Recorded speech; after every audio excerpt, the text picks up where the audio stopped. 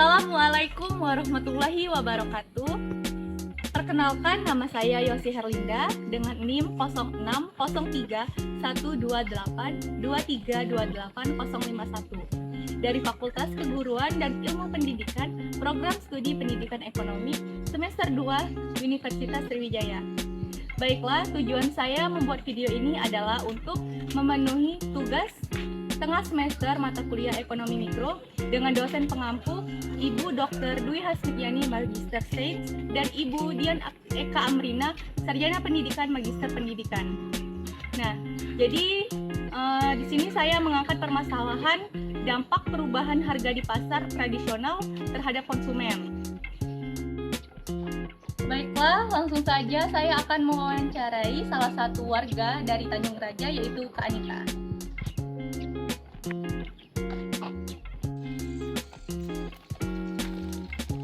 Permisi Kak. Ya, mari. Habis belanja ya? Ya, dari pasar nih, Mbak. Oh, beli apa Kak kalau boleh tahu? Biasa, peralatan dapur, bahan-bahan, beras. Tapi sekarang tuh beras lagi naik kan, Mbak. Biasanya tuh 55, sekarang jadi 65, Mbak. Oh, jadi saya nih mau nanya-nanya sebentar Mbak, boleh minta waktunya sebentar? Boleh. Mari, Mbak, masuk. Oh iya boleh. Oke, jadi saya ini mau nanya-nanya nih Kak sebentar. Kata kakak nih tadi kan harga-harga di pasar tuh sudah mulai naik ya? Ya, betul banget, Mbak. Jadi harga di pasar itu udah mulai naik-naik semua ya, Mbak. Dan tentu juga kayak aku beli beras tadi. Nah, beras tadi tuh hampir melonjak banget ya harganya tuh. Naiknya tuh hampir 10 ribuan kan gitu. Nah, terus juga bawang-bawangan, cabai itu semuanya tuh naik semua, Mbak, di pasar tadi gitu. Bagaimana nih kakak merespon kenaikan harga di pasar tersebut? Kalau untuk respon saya itu merasa khawatir ya, Mbak, atas perubahan harga, kenaikan harga itu ya, karena itu bisa membuat anggaran biaya saya tuh lebih naik lagi, Mbak, gitu. Menurut kakak nih, apakah kenaikan harga itu mempengaruhi kakak dalam berbelanja gitu di sana? Oh ya, tentu jelas ya, sangat mempengaruhi sekali karena kebutuhan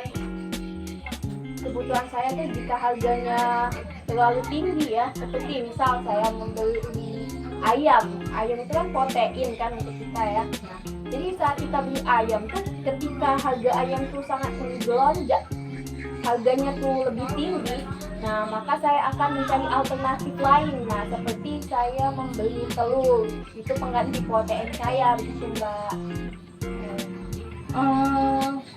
Apakah faktor utama dalam kakak mengambil keputusan untuk berbelanja? Kalau faktor utamanya tuh seperti kebutuhan produk ya, Mbak.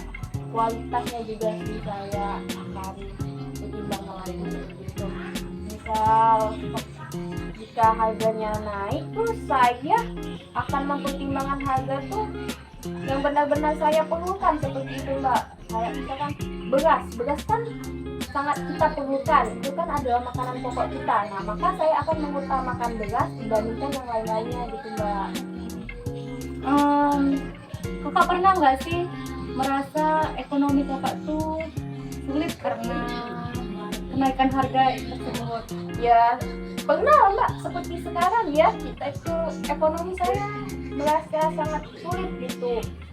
Menangnya, apalagi harga-harga sekarang tuh naik kan, sekarang mengalami perubahan, kenaikan harga tuh saya tuh merasa kesulitan ekonomi sekarang, Mbak, gitu.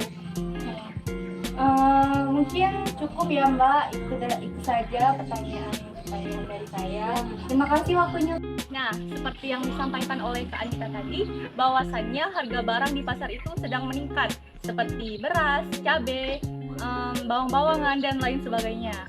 Nah, di sini saya mengaitkan dengan teori perilaku konsumen, di mana teori perilaku konsumen itu sendiri merupakan studi yang membahas bagaimana konsumen membeli, memilih, mengevaluasi suatu produk atau jasa untuk memenuhi kebutuhan dan keinginan mereka. Dalam proses ini, konsumen mempertimbangkan beberapa faktor seperti faktor harga, kualitas produk, merek, lokasi, dan lain sebagainya, seperti yang dilakukan oleh Kak Anita tadi. Nah, dari kasus tersebut, saya memiliki beberapa solusi. Yang pertama yaitu membuat anggaran belanja. Nah, jadi kita sebagai konsumen harus membuat anggaran belanja sesuai dengan kebutuhan dan prioritas. Dengan begitu, kita dapat mengalokasikan dana dengan bijaksana dan juga dapat menghindari pembelian impulsif saat harga naik. Lalu yang kedua yaitu mencari alternatif lain. Misal nih, kita ingin membeli ayam, tapi harga ayam saat itu sedang naik. Kita dapat mencari protein lain seperti telur, tempe, dan juga tahu. Lalu yang ketiga yaitu memanfaatkan promosi atau diskon. Kita sebagai konsumen harus memantau nih, biasanya pedagang-pedagang itu menawarkan harga-harga khusus di hari-hari tertentu. Lalu yang terakhir yaitu membeli barang dengan jumlah yang lebih besar. Misal nih, kita membeli beras 1 kilo. 1 kilo itu 14.000. Nah, saat kita membeli 10 kilo, bisa saja pedagang memberikan harga yang lebih murah yaitu 120. Dengan begitu, kita dapat menghemat keuangan. Baiklah, mungkin itu saja yang dapat saya sampaikan. Mohon maaf apabila banyak kekurangan. Terima kasih. Wassalamualaikum warahmatullahi wabarakatuh. Konsumen cerdas, ekonomi sejahtera.